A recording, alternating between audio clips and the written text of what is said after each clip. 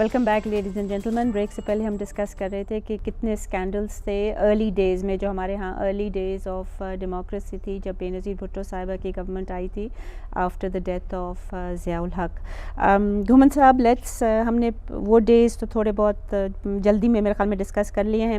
نواز شریف کی جو گورنمنٹ تھی, جس میں وہ بڑا ابھی تک کہتے ہیں کہ ہم نے بڑی میجر اچیومنٹ کی, ہم نے نیوکلیئر بلاسٹ کیا, ہم نے اکانومی کو صحیح راہ پہ لگایا, بٹ میرے لحاظ سے جو انہوں نے ایک ایسی ڈیسیژن لی which was from an economic point of view جو جسٹیفائی نہیں ہو سکتی تھی, وہ انہوں نے freezing of the foreign currency accounts کی.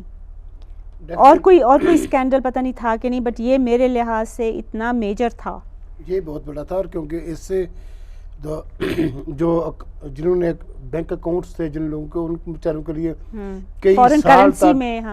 کئی سال تک وہ مسائل کا شکار رہے, بیکاز وہ انویسٹرز کا کانفیڈنس بالکل شیٹر ہو گیا. جی, بٹ انہوں نے فارن کرنسی اکاؤنٹس فریز کر کے تو ایک ریٹ جو دیا, جی, that was not the market rate. بہت لوگ بیچاروں کی بہت سفر کیا تھا. تو مطلب یہ ایک بہت کیٹاسٹرافک تھا, لیکن اس پتہ نہیں اس وقت Who was the finance minister? Who was the finance minister at that time?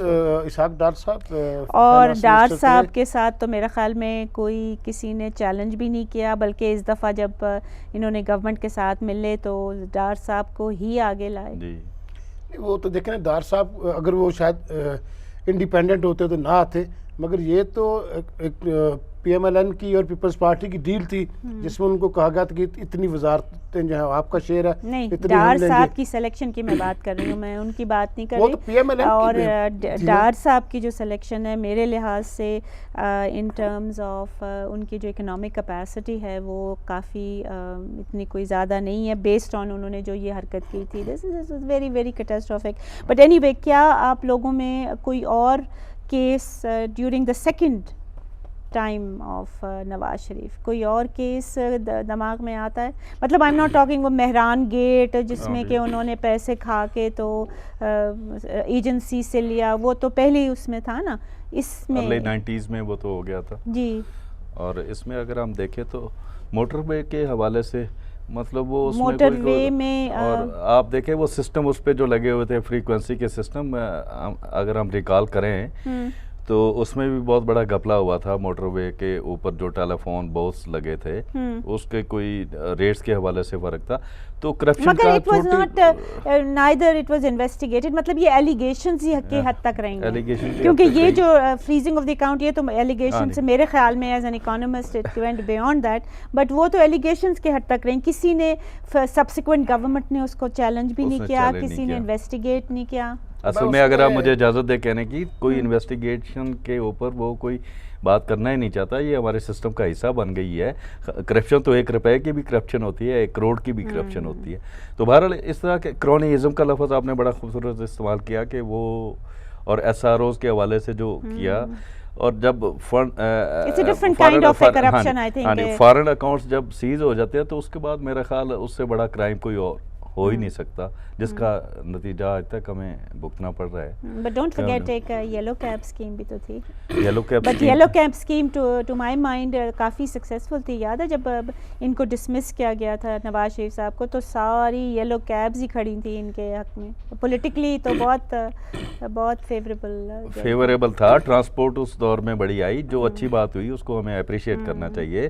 مطلب ٹرانسپورٹ کی facilities I think yellow cabs ڈیڈ کے ساتھ ساتھ جو تھا بینکوں کو اس سے بڑا نقصان ہوتا, پیسے واپس نہیں ہوئے لوگوں کے, اور وہ پھر بعد میں نیلام ہوتی رہی اور بینکوں کا, اور وہ بھی ساروں جو لیجٹیمیٹ لوگ تھے ان کو تو نہیں گئی نا. Lot of them investor cartel بنے ہوئے تھے, انویسٹرز لے گئے. یہ تو ہوتا ہی ہمارے یہاں پولیٹیکل ہے سارا. مطلب اس کو ابھی بھی اگر انہوں نے ٹیکسی اسکیم شروع کی ہے پنجاب میں, تو یہ ٹھیک ہے گریجویٹس کو دے رہے ہوں گے, مگر یہ ہے پولیٹیکل دیتے آپ لوگ. Let's now go to Musharraf کے بغیر وہ بھی نہیں ملتی. جی, let's go now to the Musharraf era. Musharraf era میں مشرف صاحب کے دور میں ایک تو بڑا, سب سے بڑا میرا خیال میں یہ کہہ سکتا ہوں کہ گوادر پورٹ کا جو سنگاپور پورٹ کو انہوں نے دیا تھا کانٹریکٹ, جی کانٹریکٹ, وہ بھی ایک بہت بڑا اسکیم تھا. اور اس میں ابھی بھی ایک باتیں چلتی رہتی ہیں کہ جی اس کو ختم کر دیا جائے, وہ نان ٹرانسپیرنٹ تھا.